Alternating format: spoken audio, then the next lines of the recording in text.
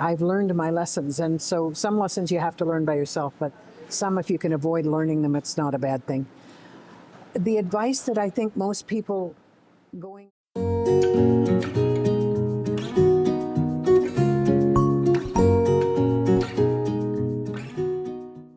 My name is Tina Cresswell. I own and supervise the Daily Grind at 130 Jasper Street in Maple Creek, Saskatchewan.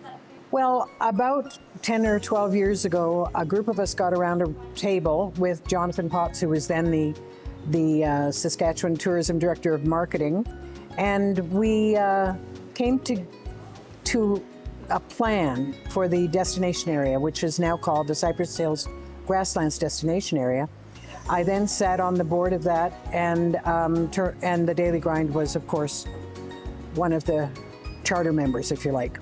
I'm now chair of that board and am very active in tourism in the Greater Southwest. Quite frankly, because we moved to Maple Creek in 2005 and I couldn't get my kind of coffee. And I was looking for something to do in the wintertime as well. We had the Cypress Hills General Store, and it was only open from June until September. And I'm not the kind of person who sits around. And also we had product that we needed to sell because it carried dates. And we couldn't get coffee that we really liked. And so there was a building for sale. We bought it and renovated it and started the Daily Grind. We get the beans from various countries across the world through a broker.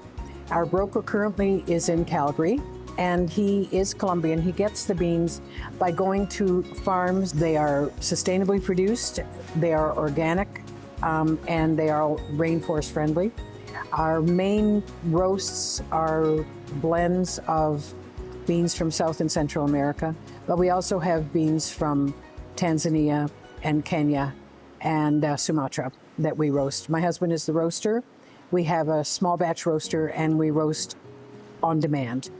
We also supply gift stores and small grocery stores and one coffee shop with our beans now. And we're distributed through a local distributor here in town. One thing that's really important to us is that we know where the beans come from. We know who has touched those beans, and we know that if they're roasted, they are roasted by us.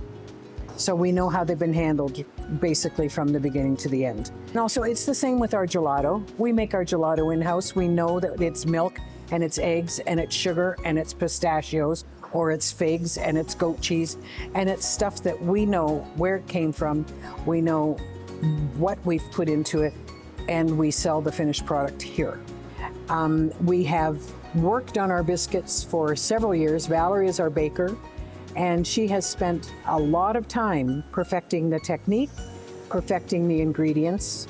Our lentil cookies are made with lentil flour from a farmer here who delivers our flour to us and who tastes our cookies and gets a cookie every day and can understand what our needs are. All of our soups and stuff are started in the morning, and usually they last 2 days, lots of times. So they're like the shepherd's pie soup doesn't last 2 days, but of course the second day they're better if they do last 2 days. So we serve soup that's made here in the morning from fresh product. And biscuits, and then panini. We roast the pork, we roast the beef, we make tandoori chicken. We do it all here. We've been thinking about it and playing with it. We did do some juices for a while, but we didn't have the fridge space to store the vegetables that we needed. We do baked goods in the winter that we don't do in the summer because the demand's too high in the summer and we can't meet that demand. And yeah, we might branch out a little bit more in the winter, but in the summertime it's hard to do that because, quite frankly, the demand outstrips the ability sometimes. Well, we're at 130 and 132 Jasper Street in downtown Maple Creek, a Facebook page and an Instagram page and a TikTok.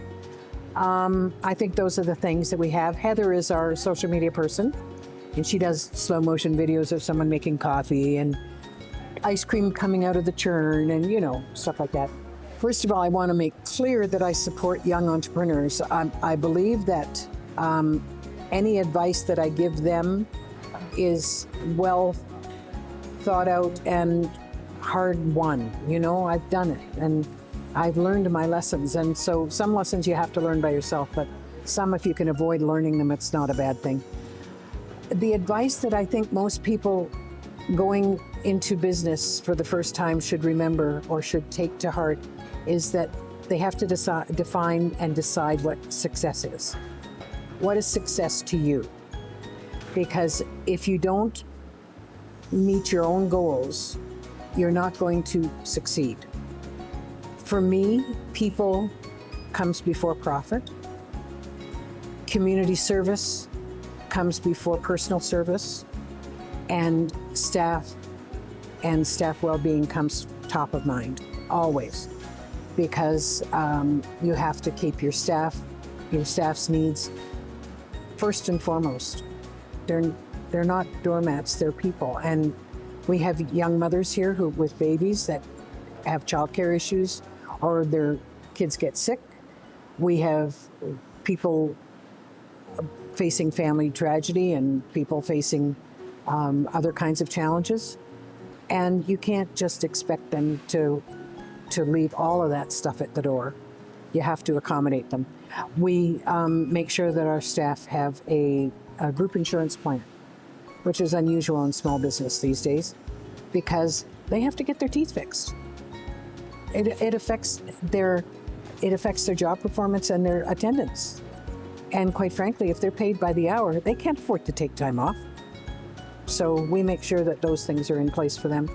And Valerie, who's our baker, has been with us for 15 years. And we've watched her son grow up, and now we're watching a daughter grow up. And that's important to me. So that's important. I think the second thing that's really important is be true to yourself. Don't try and chase the fads. When people walk into this store, they know who I am, because this is who I am.